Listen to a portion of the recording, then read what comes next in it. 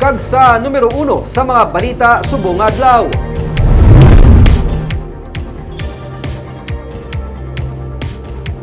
Wala sang matabo nga dakpanay buwas sang mga traditional jeepney nga nag-expire na ang mga prangkisa.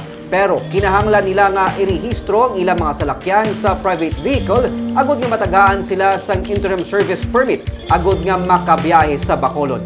Yari ang report. Magalawig pa moratorium sa dinakpanay sa mga traditional jeepney nga nag-expire ng prangkisa kag provisional authority sa Bacolod. Pero suno kay Mayor Albi Benitez, nakasugtan siya pagsapol upod sa LTO kag LTFRB nga dapat iparehistro sa mga traditional jeepney operator kag driver ang ilang mga salakyan bilang private vehicle agod matagaan sila sang interim service permit para makapadayon sila sa pagbiyahe. Plano sang syudad nga italana ang mga traditional jeepney sa mga rota nga ginakulang sang modernized jeepney nga nagabiyahe agod maserbisyuan ang mga pasahero. Right? We will discuss with the awardees to give way. Okay? Kaya wala pa nila napuno.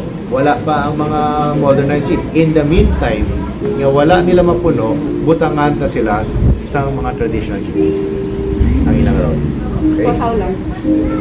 As of now, ang mahatag lang sa LTFRB is till March 2023.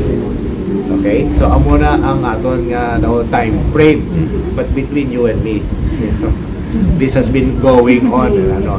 I think ang best timetable kit is magkaintindihan na tanan-tanan. We all agree with the modernization program.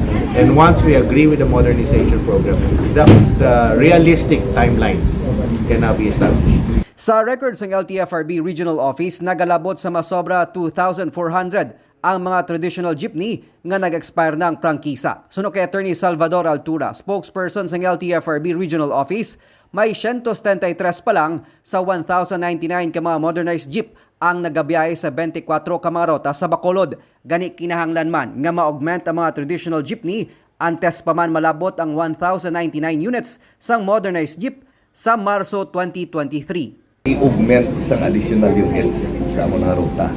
So, mintras nga wala kasing mga modernized units, ang mga augmentation nga amo man na ang mga aton traditional units nga kwalifikado magdalagan. So, amo to mabalik kita sa Bali Mayor nga antes ka magkwalifikado nga magdalagan, maagi ka sa registration process ng LTO.